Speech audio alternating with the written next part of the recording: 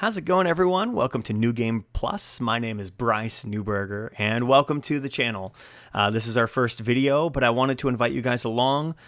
On this channel, we're going to be talking game design, and through it, we've been working on a game called Wonders of Dwethia. Wonders of Dwethia is a D&D style RPG.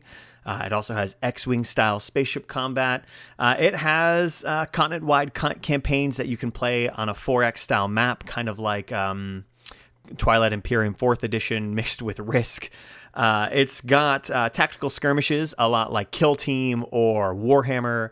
And then there's also some heroic duels, which are much like Heroescape. And there's also like a solo dungeon crawling side of things, which is a lot like Demon Ship. So the idea is one system to rule them all. One system where you can just join a world, you can create an RPG character, you can sit around with your friends, you can tell a really fun sci-fi story, epic adventure, and then when it comes to the tabletop, you can sit down and you can play a Warhammer game or a Warhammer style game with your very own character that you are running in your RPG. And when you go back into your RPG style, the D&D style, you've grown, you've gained experience. If you're sitting home alone and there's no one else to play with, you can pull out what we call Dwethia Dungeons, and that is a solo dungeon crawl. You can randomly generate it. You can be a little bit more picky with the options to tweak it, and you can enjoy yourself a roguelike dungeon crawl, just you and yourself, and then also level up your character. And next time you meet on the tabletop, you've got a character who's leveled up and ready to play with the rest of your army. And so DMs or GMs, whoever the term you want to use, if you're crafting a world, you can actually wage a campaign with your friends, much like a crusade campaign. But you can also do spaceship battles like X-wing, or you can do the planetary conquest over an entire planet or multiple planets or a solar system, and based on the outcome of the game, determine how that's going to affect your roleplay session. And so that's the dream for Dwethia. That's the goal. And that's on NeuGame Plus, what we're going to be talking about with game design.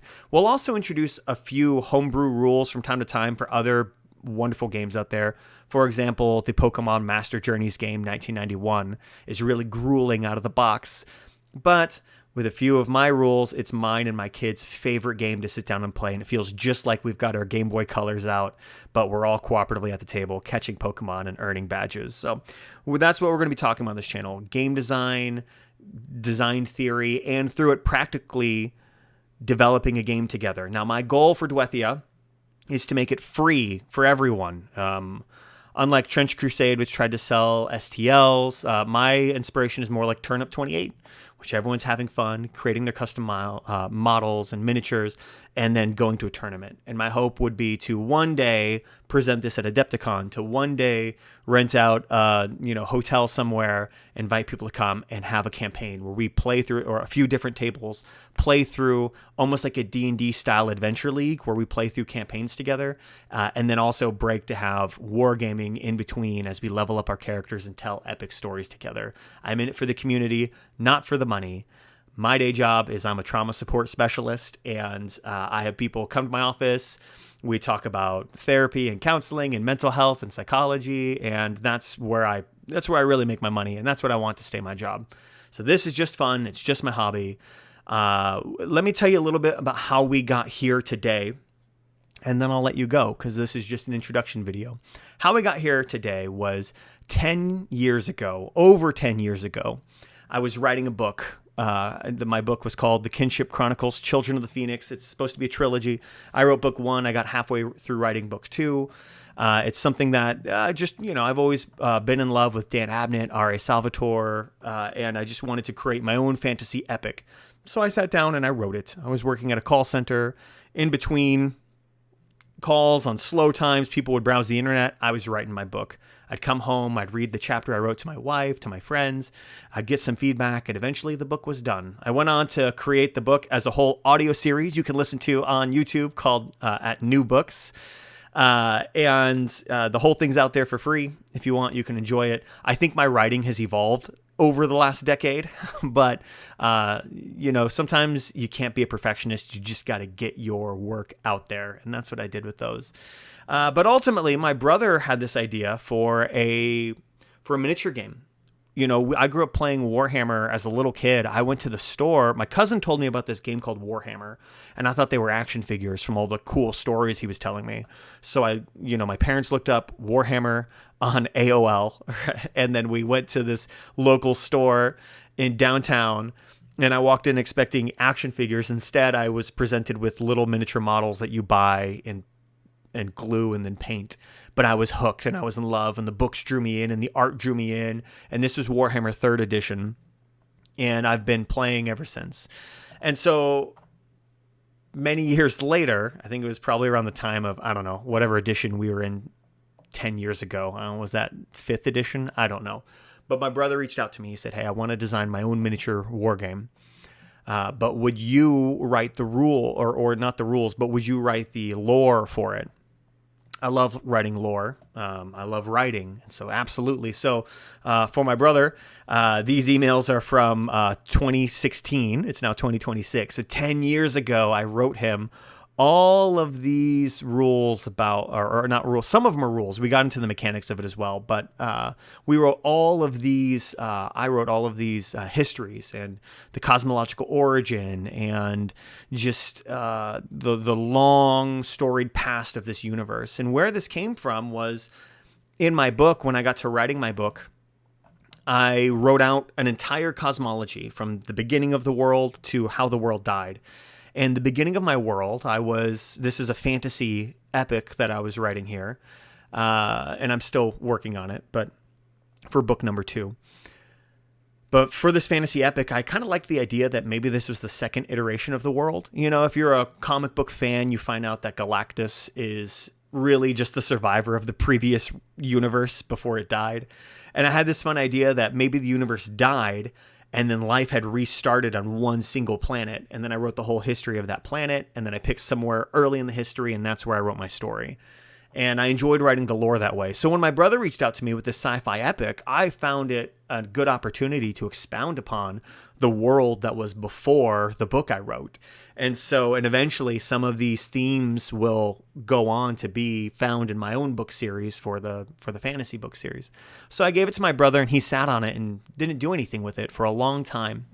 And a few years ago, I was just kind of kicking the idea around. I remembered the lore. I was proud of the lore that I wrote.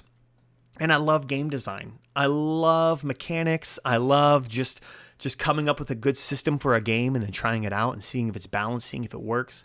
And that's where I began to write Dwethia as one system to rule them all, with this idea that what if we could develop a system that, because right now I kind of play D&D and I play Warhammer, and sometimes I want to try a Warhammer D&D, and I wish it could translate. I wish they connected. Sometimes we want to play Heroescape, or sometimes we want to play Twilight Imperium 4th edition. Sometimes I want to play a game like X-Wing or Battlefleet Gothic, and they're all separated. And so I've got these different models and different universes and different worlds going in different directions. And I just thought, what if they all connected? What if we all played in the same area? That would be fun. So that's where this all got started. Now, one elephant in the room I want to point out, I used AI to generate these images, and I'd like to apologize and explain myself. A few years ago, I started working on this, and I watch a YouTuber named Jaza, Draw with Jaza. And I myself am an artist. I like to draw. I like to sketch. I'm not good at painting and coloring, and so that's where I don't have talent. So I could draw a really cool character, much like this guy over here on the right. He's one of the old ones from my universe, and on the left is a corrupted old one known as a wraith. I could draw this stuff, but I couldn't paint it that way. And so using AI is a way that I could push my skills a little further. However, Jazo encouraged me as I watched his channel, not to sound too much like the Billy Goat's gruff, like, get my older brother, but but he would say this is the future, and I trusted him as kind of the daddy of all artists on YouTube. And recently he's come out and said, I was mistaken about AI art. I apologize. I want to recant my statements. And I'd already generated a lot of AI art for some of this and used it to push some of my own art further. And so my commitment to you guys is to become AI free with this. Right now, these are placeholder images that I already generated. Had I had the convictions I had today, I would not have generated them, but here they lie. It only took like a day to spit all these out, maybe 3 days. But ultimately, just know that in the future, we'll be moving towards a zero AI system. Either I will design it myself and we'll move to some more pencil stuff, or I'll work on my watercoloring, or I will be able to maybe get some money sometime and hire some artists to do this. Now, keep in mind, this is my hobby. This is my passion project. And I have 4 children, and I just started my own practice for being a trauma support specialist. So I don't have a lot of money these days. I don't have a lot of money float around. Maybe we'll float this out to Kickstarter someday, and maybe that's how I'll fund some of these artists. But as for me now, my bank account, it does not support me hiring freelance artists to help me with this.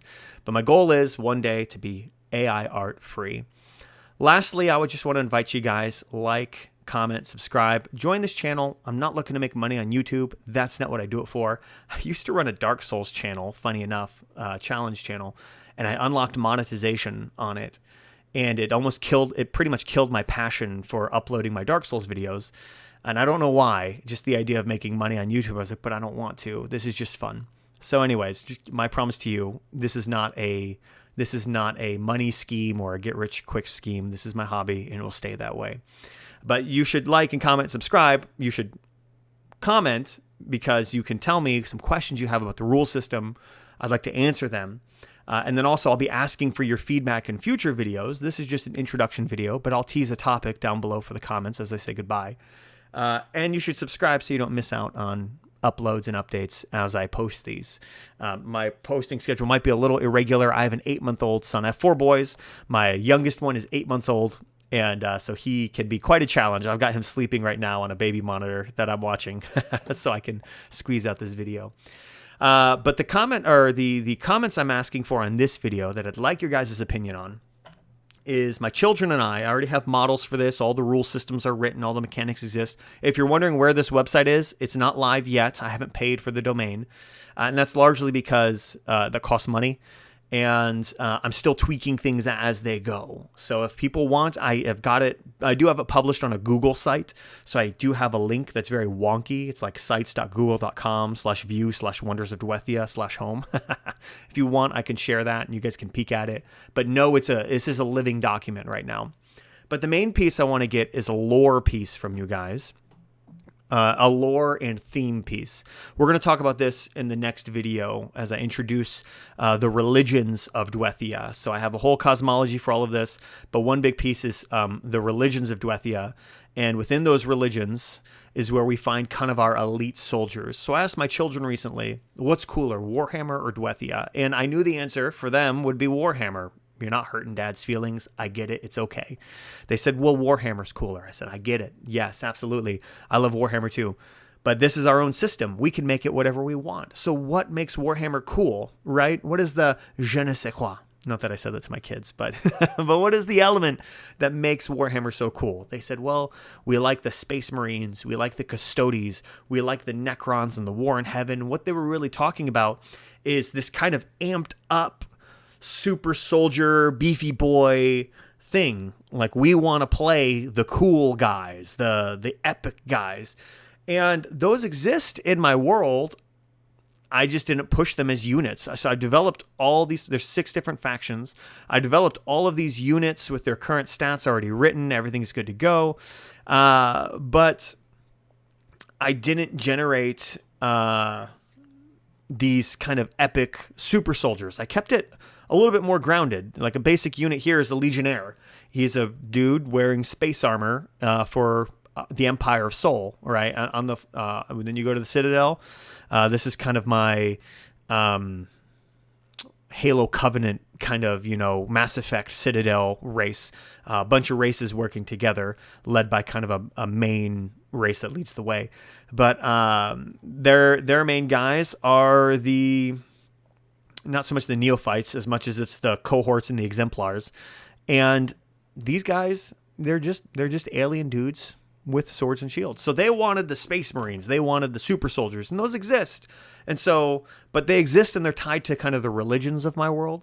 And we'll get into some of the lore in that in the next video, but I wanted to ask your guys' opinion. If you're out there, if you're watching, if you want to share a comment on this, your opinion on this, I want it. What is it that makes Space Marines and Custodies and those units, what makes them so cool? Is it just the fact that they can kick butt? Is it just the story behind them? I've developed some characters who have legitimate reason within my lore to be strong. We've got the Path Omega, which are, and then you have people who drink the blood of a thing called the Drake Omega, and it transforms them into these kind of beefed up super soldier dragon men. We've got the Covenant, which are people who tap into kind of nirvana, kind of the universal truth, and they kind of become kind of like Avatar, the Last Airbender kind of thing. Not quite. It's a little bit more angelic than that. A little bit more Diablo, Azrael themed for them. But they are called elders, and they can kind of bend space-time through spiritual truths. And then you've got the Scions, who are based more in breaking the magic system of the world, affinity, and they've kind of learned the building blocks of reality, kind of like Molecule Man from Marvel. And so I've got these beings who now are very powerful, and in my lore, they would shred, some of them would shred a Custody, because Scions can mess with the fabric of space-time. The Covenant can attack the soul of a Custody and move just as fast as them. And even though they're not on steroids, their strength is amplified. And then the Draconics are really just, they're just amplified. They're just, they're dragon men, and they've got dragons in their bodies. And so what makes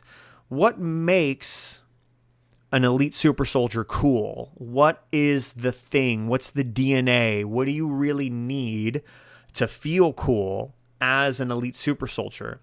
And in my game, I have the ability for us to use them, but they also run the risk of imbalancing things. And so you have to pay the points for them. And it's important not to let the lore run too far and get ahead of yourself. Like Legends Luke Skywalker holding a black hole in the palm of his hand. Where do you go from there? Anyways, that's my question to you guys. What makes super soldiers cool? What makes them playable? What makes them interesting? And then in our next video, we'll kind of break down some of that. I'll get into kind of the lore of this world of Dwethia and how these religions and factions fit into the lore of my world. All in all, drop a comment, say hi, subscribe, and I'll see you guys in the next one. Bye.